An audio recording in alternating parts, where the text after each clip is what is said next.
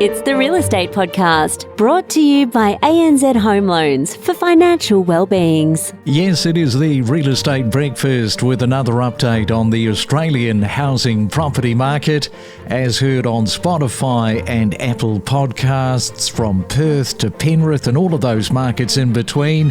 And remember, we're not trying to sell you something. We're not talking property listings, only the property insights and data and market trends from week to week. And we do have a brand new week, don't we? Monday, August the 17th.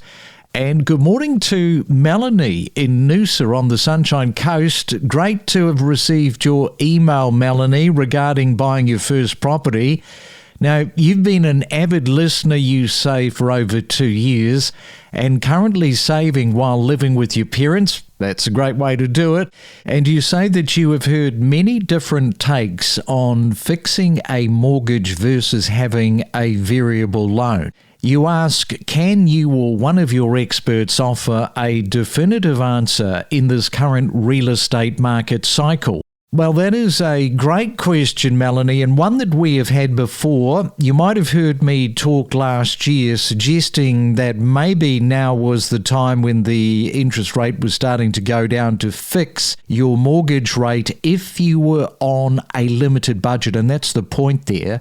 If there is no wiggle room in that household budget, that can answer this in a different way than if you've got a little bit more wiggle room in the household budget. Now, I've got Margaret coming up in just a moment, and she has been in the property market for a long, long time. So I'm going to put your question, Melanie, to her. And also regional markets. Are you buying into one of the regional markets or considering one? And where are the best regional markets right now? We'll also find out that with Margaret. Now, here's something that happened to me over the weekend. If you're looking at buying into an apartment and perhaps you want to compare two different apartment buildings, I just did a preliminary on two different buildings because I wanted to find out some of the comments around the property management of both buildings. I also wanted to find out the quality of the build. As I say, this is just a preliminary.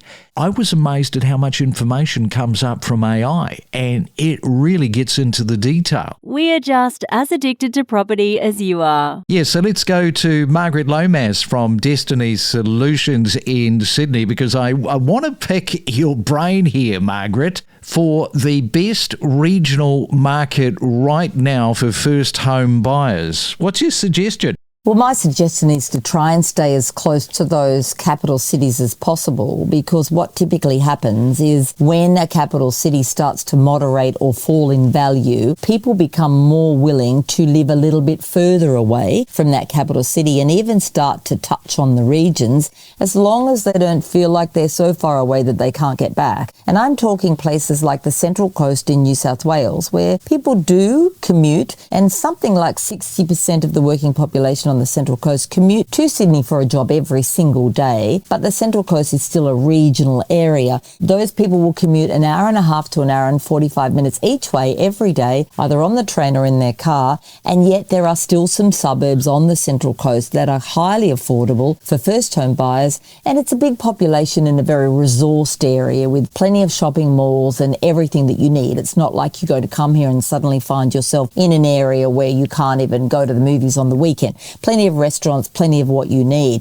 So using that theory, if you go around the country, then I think Melbourne, and we are starting to see auction clearance rates in Melbourne get that little bit better. And I think because Melbourne's just come through the doldrums, we're getting a little bit more interest back in Melbourne. So now we're talking the peninsula in Melbourne and Frankston and a little bit south of that. Still highly commutable, and also the areas around Geelong and just a little bit further out from Geelong and Sunbury that are considered to be regional type areas, but they're more connected back to their capital cities. If we're looking at Brisbane, areas like Ipswich and Toowoomba are both seeing a pretty good moderation in prices, fairly affordable in many of their suburbs, and great opportunities for people who still want to have that connection back into the main city, but want to be able to go out to the regions.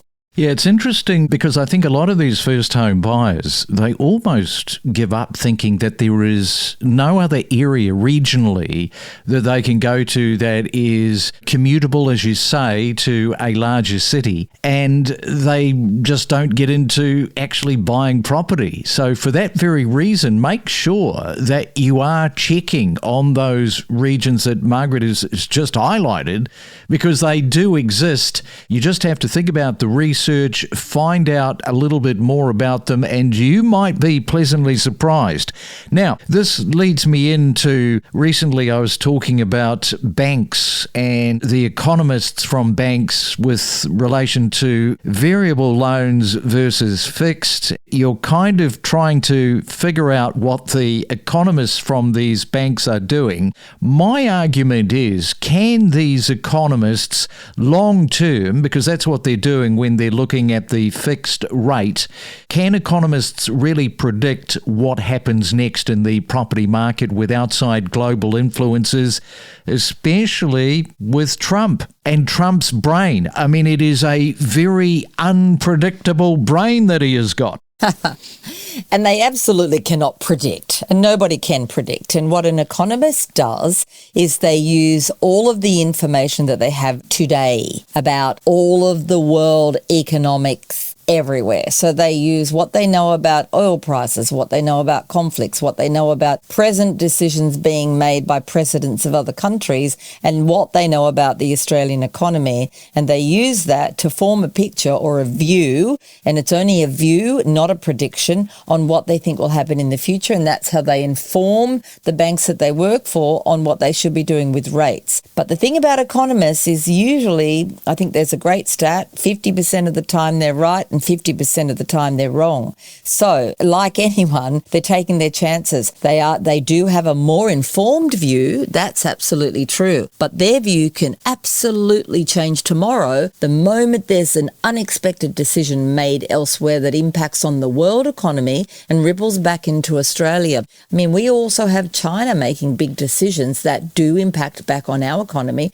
Nobody seems to talk about that because we're also caught up in the guy over in the east there from us, the guy over there who's making all these wild decisions on the spot. Everybody forgets about the China's influence back in Australia. So an economist can't predict it. My experience is that sometimes they get it right and sometimes they get it wrong, just like anybody. And if you're thinking about whether you should go fixed or variable, in the entire time that I've been advising people on how to buy property, which is well over 30 years now, there's only been one period of time where taking a fixed rate was the best way to go, and I think that was just after the GFC, and it was a very small window where fixed rates were considerably lower than the variable. Generally, a fixed rate will be higher than a variable because the bank is always going to make more money out of those fixed rates. And if they're lower than the variable, the bank still thinks they're going to make money out of that fixed rate. So my advice is that generally speaking, most of the time, a variable works out better than a fixed rate works out.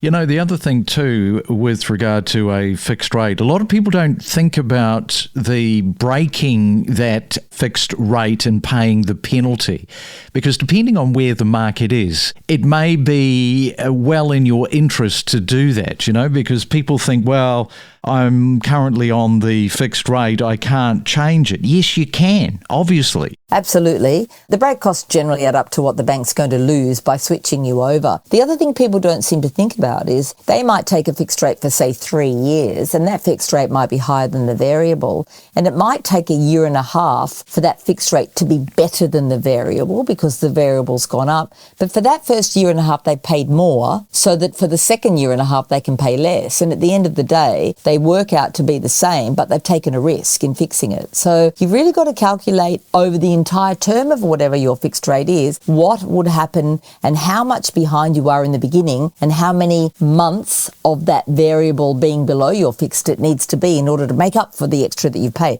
It's a very complex calculation, and I warn most people, don't try it at home. Yeah, anything to do with numbers around housing and property, always complex.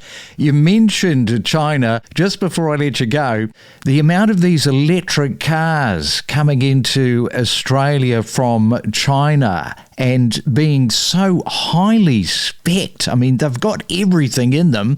They're nowhere near the cost of these high-end European Mercedes, BMW cars, and they're killing the market at the moment. I think that they're now, from a manufacturer point of view, I think they're number one in the world. Well, look, at the risk of getting my house egged, I've just bought one. And I've come from being a Lexus owner for many, many years because Lexus have always been premium feel, premium drive. So I was concerned. My last Lexus I did hold for a considerable period of time. I'm talking 12 years because I loved it so much. I've just gone into a BYD. My husband says it looks like Lexus and Porsche had a baby, so it looks sleek.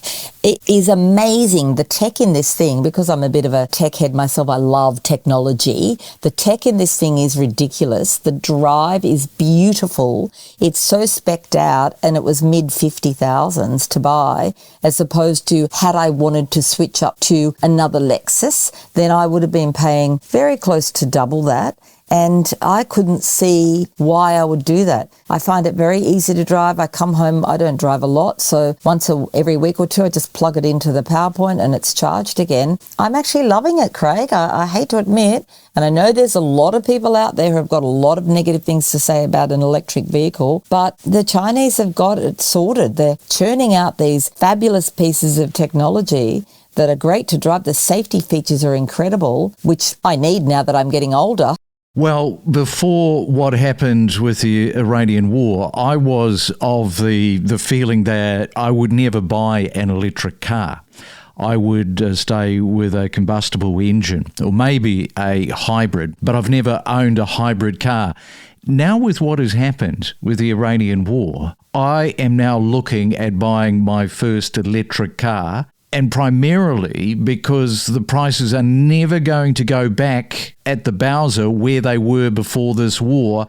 And I can see that this is going to be a long-term thing. I know that there's a lot of people like me that are thinking, yes, okay, time now to switch to electric. Just a question on that, is yours a hybrid or full electric? Full electric, but I did come from a hybrid, so I'd driven a hybrid for 12 years, and some could say that I had that transition. I went from an ICE car into my hybrid, drove my hybrid for 12 years, and always like that, but it wasn't a plug-in hybrid, so it really was just a, regen braking type hybrid that I got more kilometres out of than your standard petrol engine. And now I've gone full electric, and I'm not sorry. And I'm looking every day for an excuse to go somewhere so I can get in it and drive it. Yeah, that's a really good plug. And by the way, this is not an advertisement for BYD. This is just where we have landed this morning talking about electric cars. Good stuff, Margaret. Well, enjoy your BYD today. Thanks for coming on to the Real Estate Breakfast. Talk again soon. Okay, thank you. We don't just report on real estate news, we take you to the source of the information. We produce more property podcasts every week than anyone else. We are your trusted guide for all things real estate. Buyers felt that they had to act immediately or risk being priced out. That is a completely different psychology now. It certainly is. No longer do we have FOMO or that fear of missing out. Days on market is increasing, and a lot of vendors are not willing to accept a lower price.